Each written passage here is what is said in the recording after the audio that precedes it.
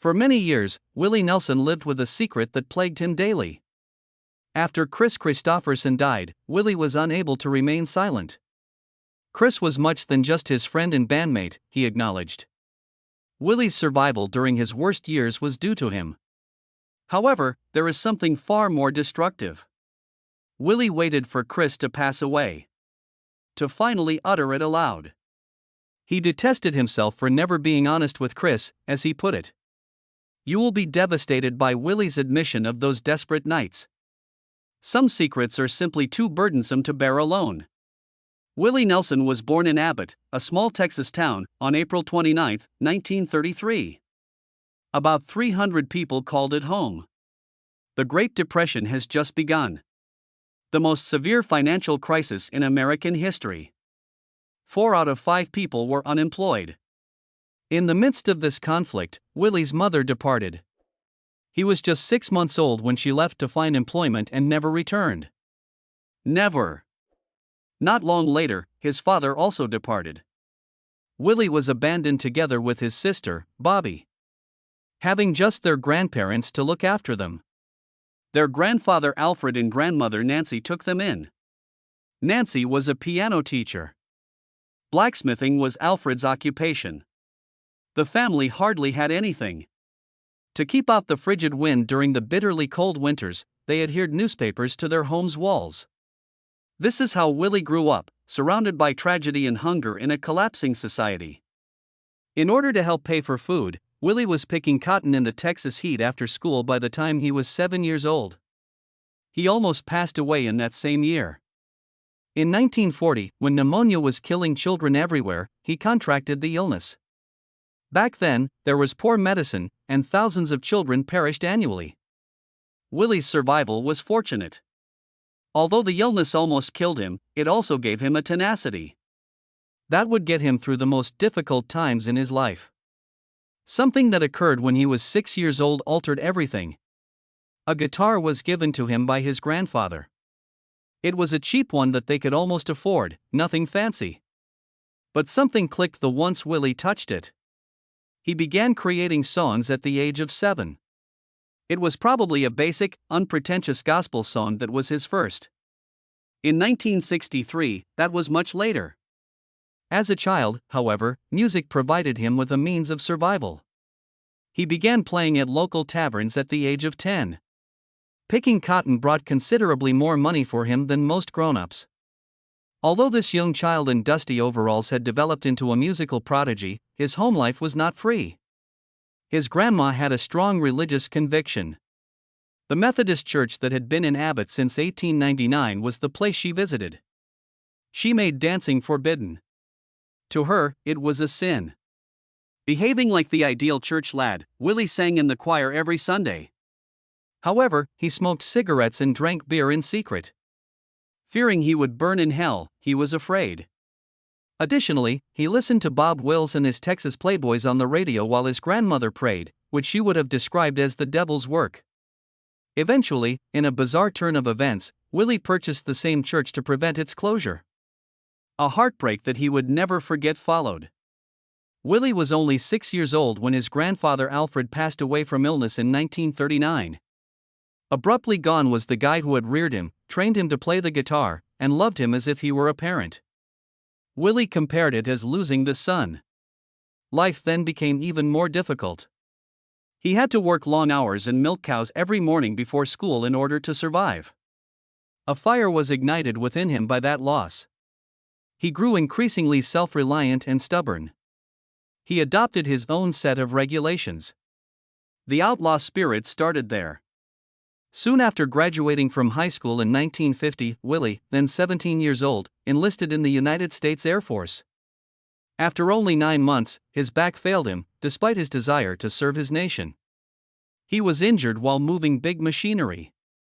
Due to the severity of his injury, he had to be released. His desire of serving in the military vanished in an instant. He returned to music since he had no money and no direction. He relocated to Vancouver, Washington, in 1956, where he worked as a radio DJ at K-Van. No Place for Me, his debut hit, was recorded there. Lumberjack is the tune he added to The Opposite Side. He even started Willie Nelson Albums, a record label, and sold the albums and signed pictures for $1. Despite the opposition of Starday Records, he went ahead and released it. Through his radio show, he was able to sell 3,000 copies simply by conversing with listeners. Despite this minor triumph, finances were limited. Along with cleaning dishes and working late into the night, he even attempted to participate in the Ozark Jubilee show but was rejected. He eventually quit and returned to Texas. To support his family there, he peddled vacuum cleaners and Bibles. He even managed sales for the Encyclopedia Americana. Even though life was harsh, his music later reflected all of that suffering. His first gigs were in wild honky-tonk venues in Fort Worth. These venues were violent and noisy. There were fights every night. For Willie to survive, he needed protection. Thus, he engaged Paul English to cover for him and play drums.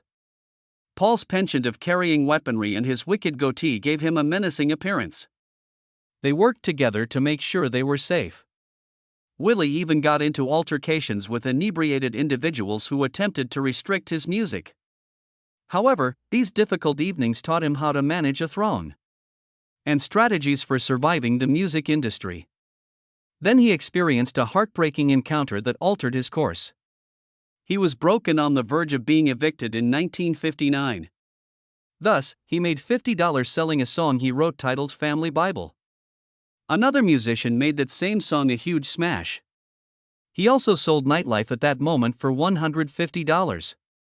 Both songs were huge hits, but not for him. He came to know a harsh reality. Take ownership of your tunes at all times.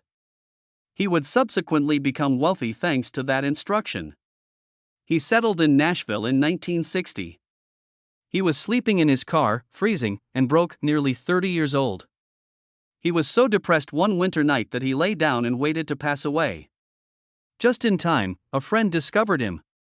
His song was then heard at Tootsie's Orchid Lounge by a man called Harlan Howard. He persuaded Willie to accept a $50 weekly salary from Pamper Music. He saved his life with that meager wage. He penned Crazy in 1961 for Patsy Cline. Before listening to Crazy, she detested her husband's constant playing of Willie's tunes.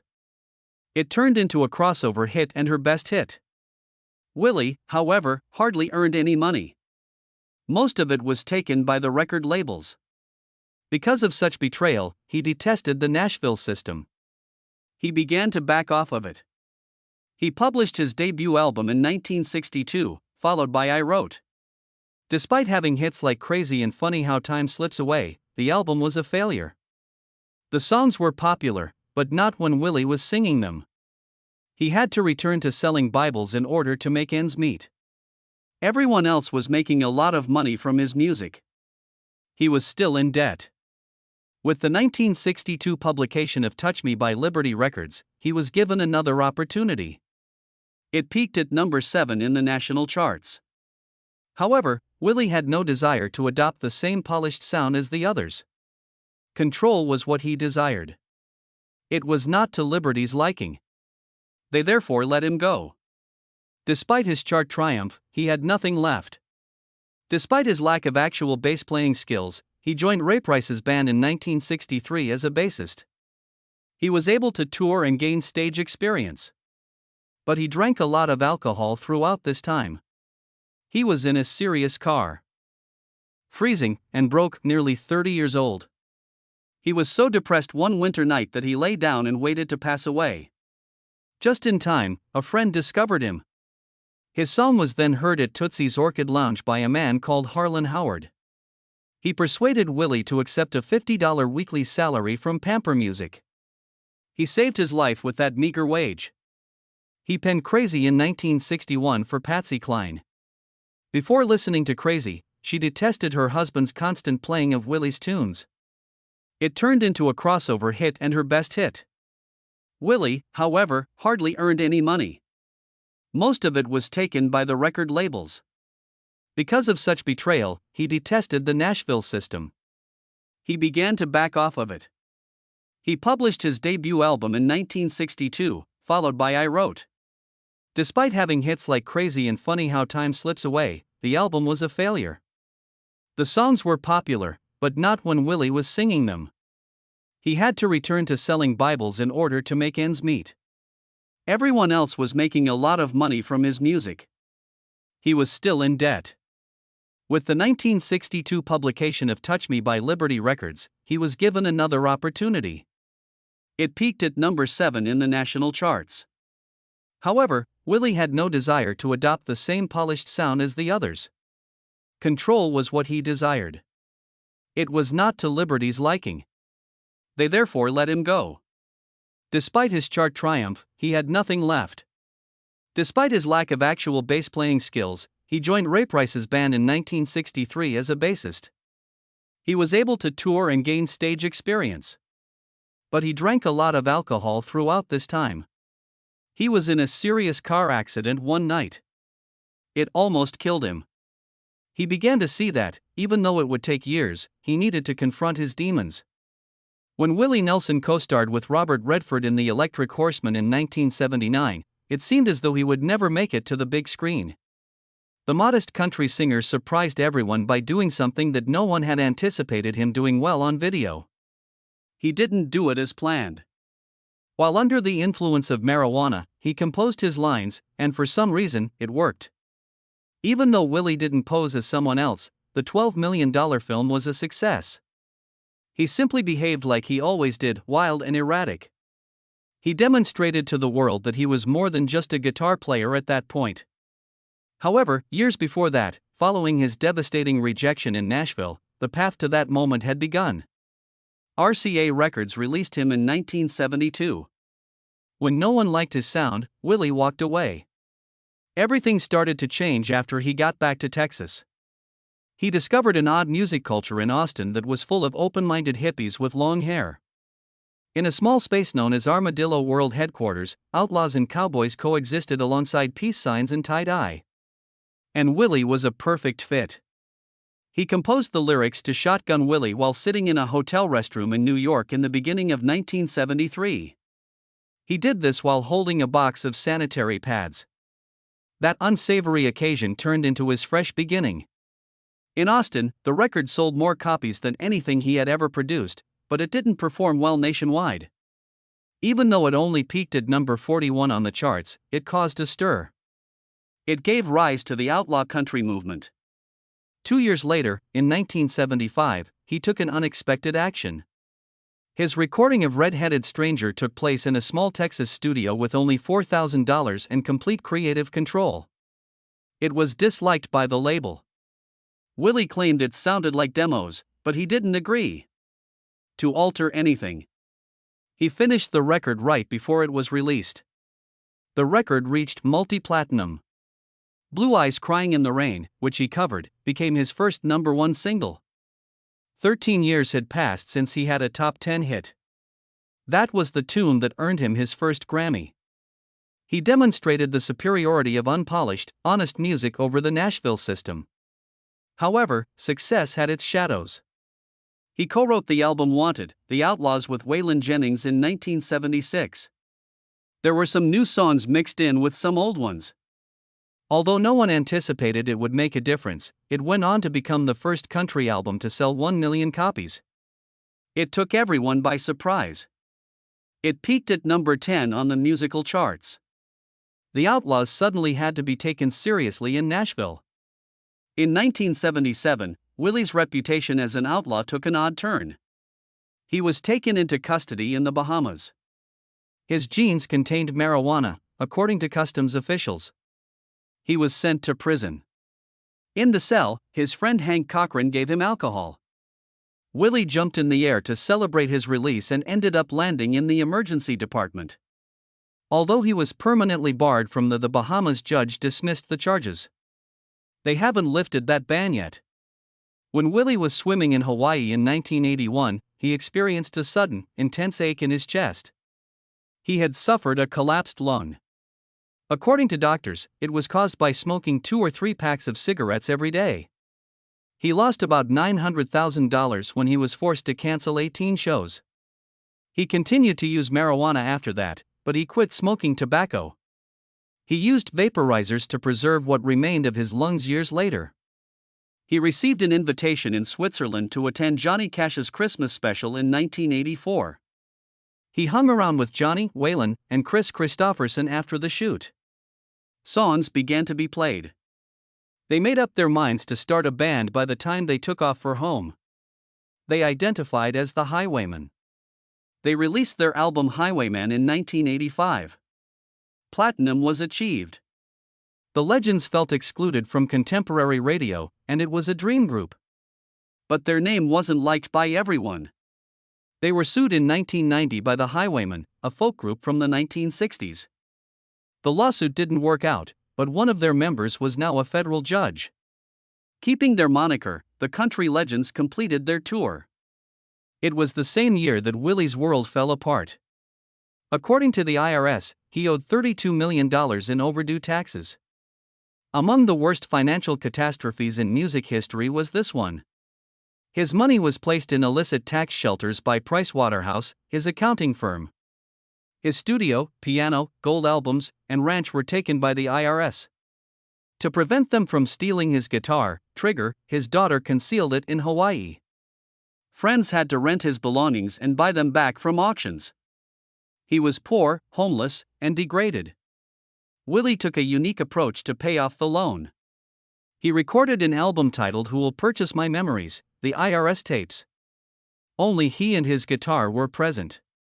Money was paid straight to the IRS for each copy sold.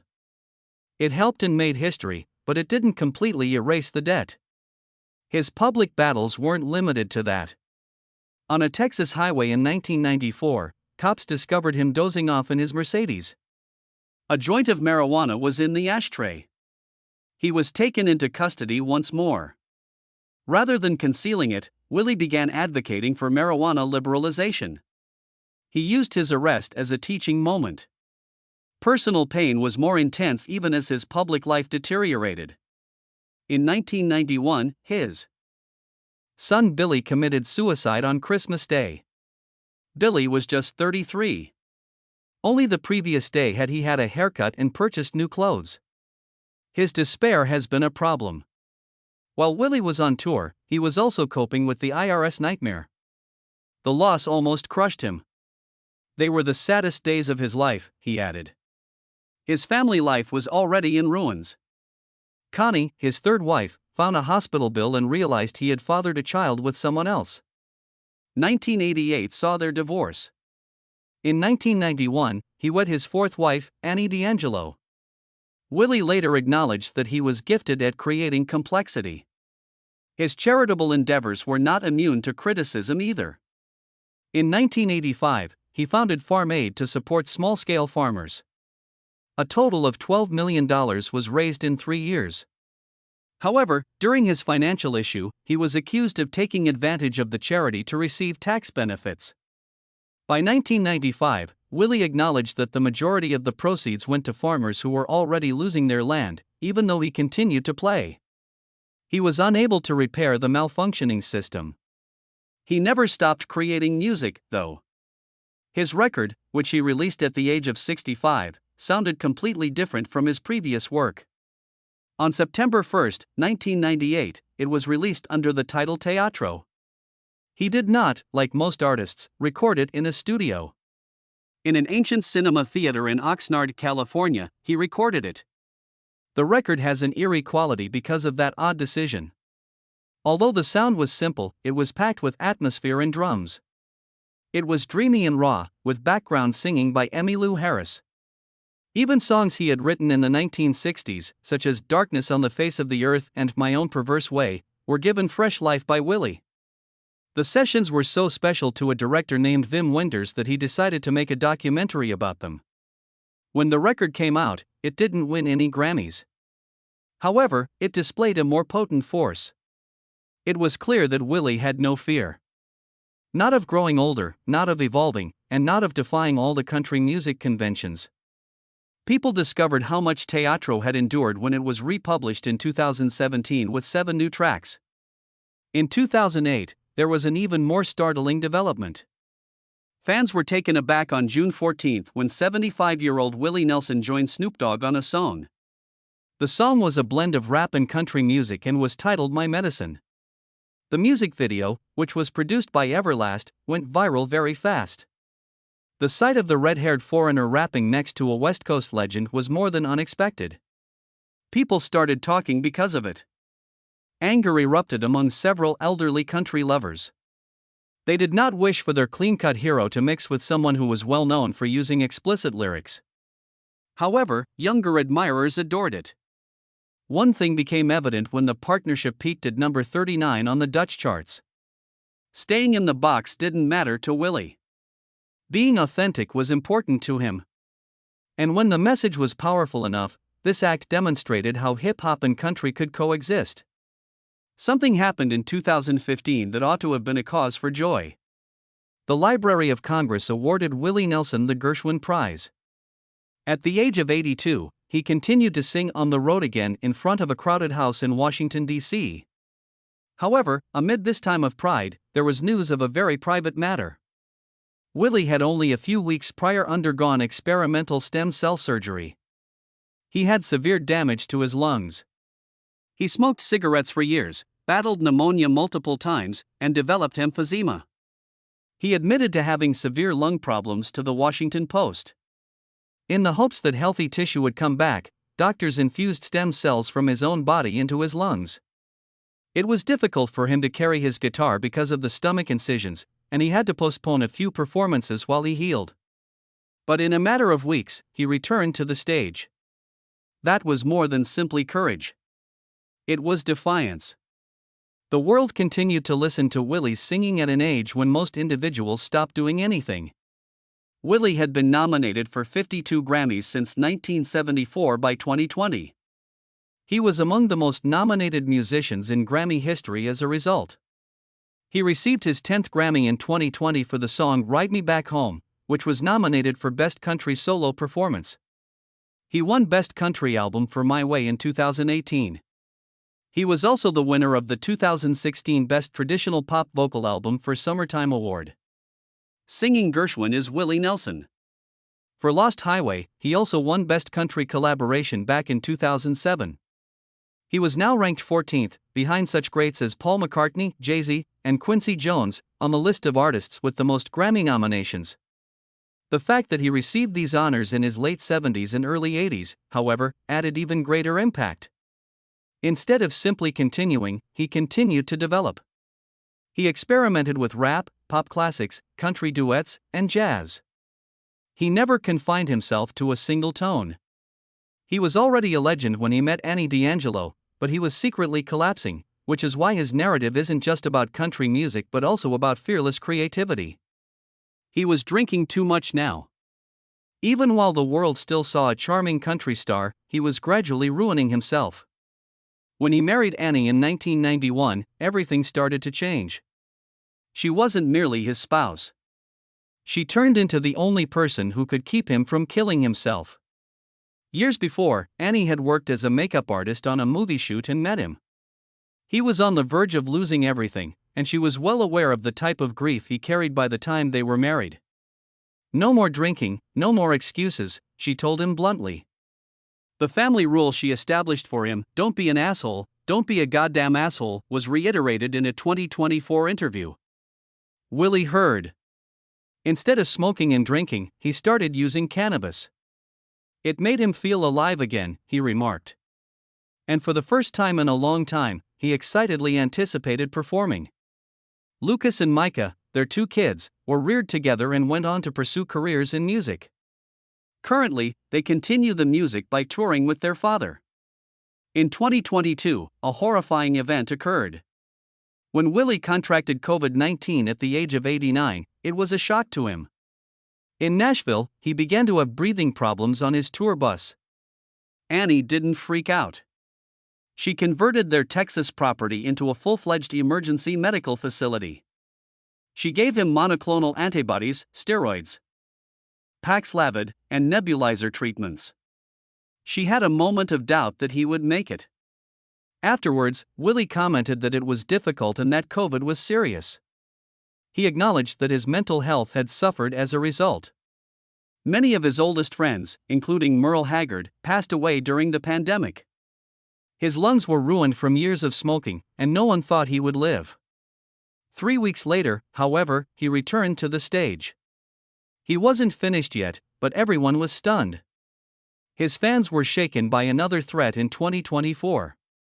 Willie was forced to postpone 7 of his Outlaw Music Festival tour dates at the age of 91. People were afraid of the worst. Online rumors quickly gained traction after phony images of him in a hospital bed were posted. Lucas, his son, even stated that he was in a terrible state. However, it was untrue. All he was feeling was fatigue. He was exhausted from touring constantly, and his emphysema was causing him trouble. But in true Willie fashion, he recovered in a matter of days and went on to perform at his 4th of July picnic in New Jersey. When questioned about it, he only said, "I'm 91 plus. I don't have any pain. I don't feel guilty. I don't care about dying." Willie had met Kris Kristofferson, a guy who would transform his life, back in the 1960s, long before all of this. In Nashville, they were both outsiders attempting to make a name for themselves with songs that were different from the norm. Before dedicating his life to music, Kris was an Army captain and Rhodes Scholar. Willie saw anything unusual about him. Willie performed one of Kris's songs, "Me and Bobby McGee," in 1971. The outlaw country movement was shaped in part by the incident. Willie published an album in 1979 that was almost entirely composed of Kristofferson's songs. Kris, he always claimed, gave him the courage to be unique. They collaborated to create the film Songwriter in 1984. They performed as themselves, two icons opposing the music business. They improvised a lot of situations on site, sometimes while intoxicated, simply by boosting each other's enthusiasm. Real suffering that they had both experienced was depicted in the film. Nightlife, one of Willie's songs, was reportedly sold for just $150. The song was recorded by over 70 artists and went on to sell over 30 million copies. Such stories were told in the film. Kris even received an Oscar nomination for the music he composed for it. Then Farm Aid arrived. The first concert drew 80,000 people in 1985. On the stage, Willie and Kris stood next to each other. Although they didn't always agree, Kris performed the song "They Killed Him," which was dedicated to icons like Martin Luther King Jr. and Gandhi. Over the years, they shared numerous Farm Aid stages. Kris stooped to the left. Willie was more of a libertarian. They quarreled a lot. But because they held each other in the highest regard, their friendship endured. Willie paid tribute to Kris in 2024 by performing "Help Me Make It Through the Night." The entire crowd burst into tears. From 2009 till now, Kris had been going through hell. His memory started to deteriorate to the point where he was unable to recall his actions from one moment to the next. Experts believed it was either boxing-related harm or dementia. For years, he was out of the public eye. He was eventually tested for Lyme disease in early 2016. The true cause was that. Within 3 weeks of receiving the proper care, he began to improve. He had Willie by his side the entire time. Even when Kris was unable to recall his own songs, he continued to be friends with him despite his travel to Hawaii. When Kris Kristofferson passed away on September 28, 2024, Willie was devastated. He finally expressed his feelings in a quiet interview with the Associated Press a few weeks later. Kris was the world's best songwriter. Kris had already left when he said it. He might have wished he had said it sooner. He informed everyone that Kris left behind a wealth of tunes that would be sung for years to come. There was a sense of regret in the words. Even after performing for 60 years, Willie still had things he wished he had set out. It was not the end of Willie's suffering. He made it clear to the public in the same interview how devastated he was. "I didn't want to lose him," he said. "It was depressing." The words may have been brief, but they had a powerful impact on admirers who had witnessed him endure everything. Two other highwaymen, Waylon Jennings in 2002 and Johnny Cash in 2003, had already been laid to rest by him. He was the last one still standing now. For 10 years, their 1985 formed supergroup dominated the country music scene. Even their debut record became a #1 success. However, Willie was now by himself. Nobody knew how deeply he was grieving. It was more than just a friend gone. The burden of being the last person standing was the cause.